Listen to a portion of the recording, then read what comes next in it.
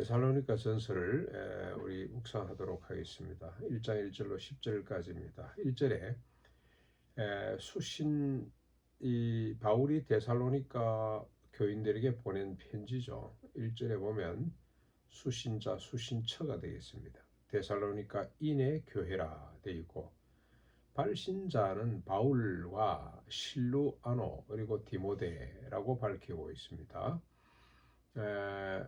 같이 인사를 하면서 이렇게 밝힌 거죠.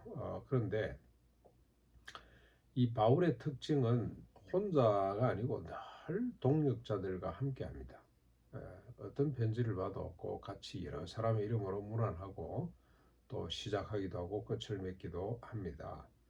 그러니까 동역에 아주 뛰어난 사람이라 이렇게 보시면 되겠습니다. 혼자 능력 있는 사람입니다만은 늘 더불어 함께. 그런데 사실 이건 예수님의 전략이기도 합니다. 예수님이 혼자 뭐 하실 수 있는 분이잖아요. 그런데 늘 제자들과 함께 했던 이유는 전성이죠. 하나님의 나라에 대한 모든 권세와 사명을 교육해서 전달하기 위함이기도 하고, 위임하기 위함이기도 하고, 훈련이기도 하고, 그 다음에 또 함께 있고 싶어서, 혼자보다는 함께 있을 때 훨씬 더 힘이 나는 법이죠. 수도원 일도 혼자서는 아마 못했을 겁니다. 함께 있을 때 힘이 나고, 또 불가능한 일도 도전하게 되고 또 이루게 되고, 예를 들어서 혼자 하기는 끄림직한 일이 몇 개 있거든요. 근데 옆에 같이 있으면 힘이 납니다. 용기가 어디서 솟는지. 그래서 그 일을 마무리하는 걸 보면서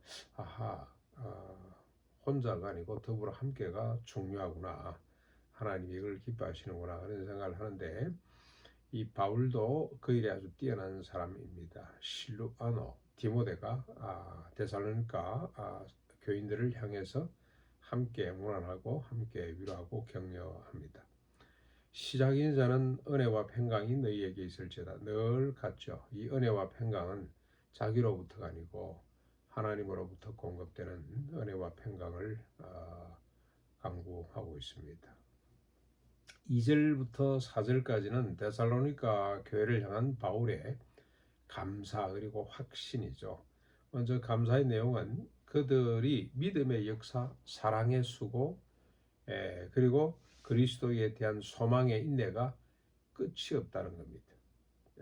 지금까지 지속적으로 믿음의 큰 역사, 그리고 사랑의 아주 헌신적인 수고, 그리고 그리스도의 재림 종말에 대한 소망의 인내가 끝이 없다는 겁니다. 그 다음에 확신입니다. 확신. 그들을 향한 확신은 그것들로 인해서 택하심을 받은 자임을 우리가 확신하게 된다. 믿음과 사랑과 수고의 모습을 보고, 인내의 모습, 소망의 모습을 보고 하나님께서 택한 사람이 맞구나, 이걸 확신하게 된다는 겁니다. 이제 5절로 7절까지 보면은 확신이 더 이어집니다. 바울 일행이 전한 복음이 말로만이 아니라 능력과 성령과 큰 확신으로 된 것이다. 뭐가 그렇다는 겁니까? 믿음의 역사, 사랑의 수고, 소망의 인내가 뭘로 되는 거냐? 복음 때문에. 복음은 말로만 된 것이 아니고 능력과 성령과 큰 확신으로 이루어진 복음이 이 데살로니가 성도들로 하여금 그렇게 살 수 있도록 했다는 겁니다. 아주 중요한 부분이죠. 성경을 관통하고 있는 사상이기도 합니다.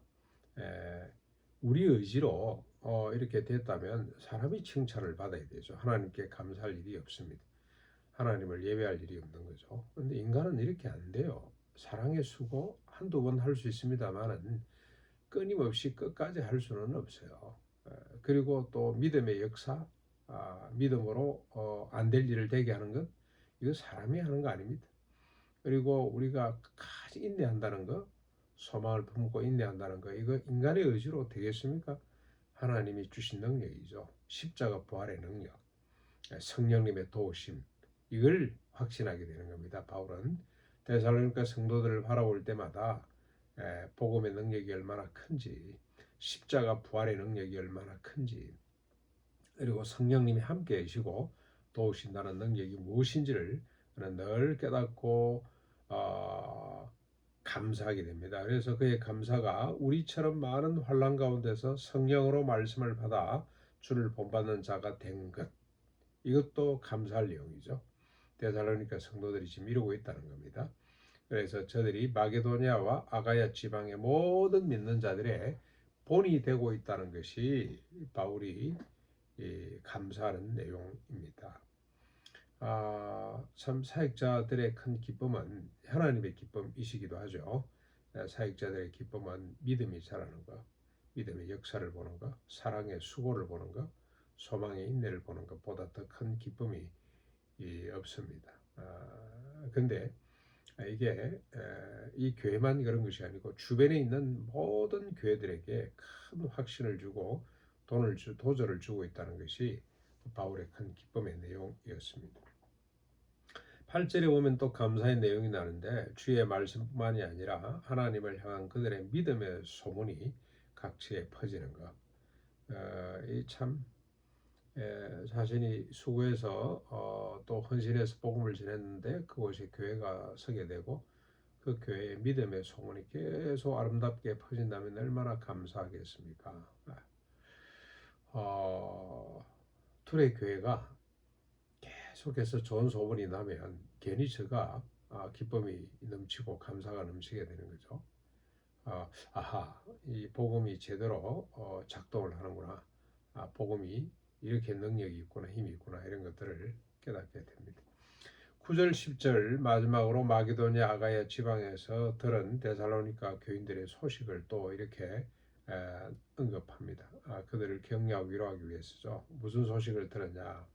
바울 일행이 어떻게 그들 가운데 들어갔는지, 그들이 어떻게 우상을 버리고 살아계신 참된 하나님께로 돌아와 섬기는지, 죽은 자 가운데서 다시 살아나서 하늘로부터 다시 강림하시는 주님을 어떻게 그들이 기다리고 있는지 하는 소식을 듣고 기뻐하는 거죠. 우상을 버리고 살아계신 참된 하나님께로 어떻게 돌아왔는지, 이런 아름다운 소식들을 듣게 됐다는 겁니다.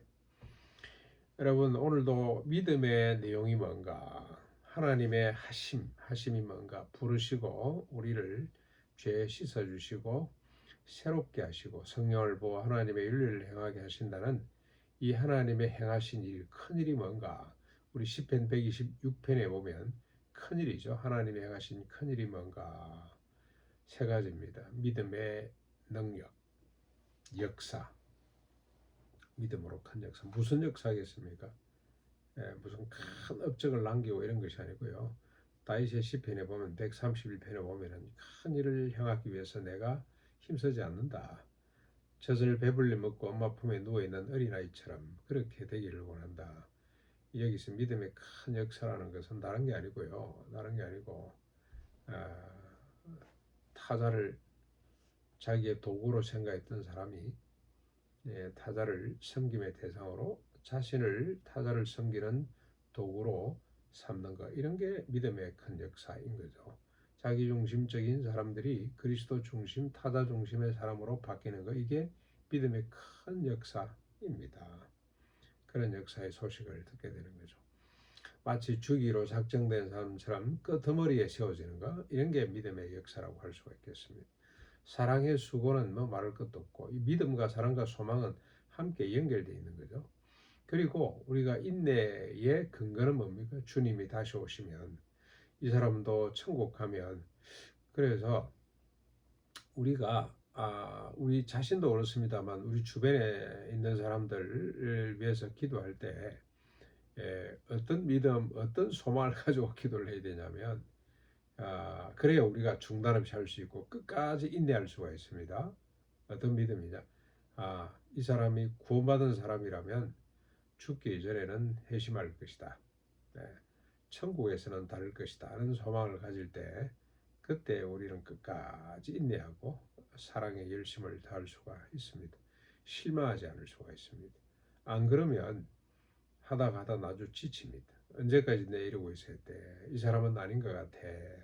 이렇게 됩니다.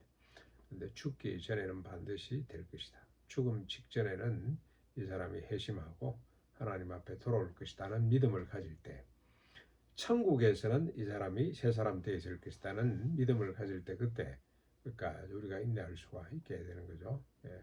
그런 믿음, 이게 곧 믿음의 핵심이고 우리 주님이 하신 큰 일이다 하는 겁니다. 오늘도 우리가 주님이 행하신 큰 구원의 일 가운데 살아가는 하루가 될 수 있기를 바랍니다. 믿음의 역사가 있고 사랑의 수고가 있고 소망의 인내가 끊임없이 오늘도 우리 가운데 일어나는 큰 축복을, 믿음의 복을 받는 우리가 될 수 있기를 바랍니다.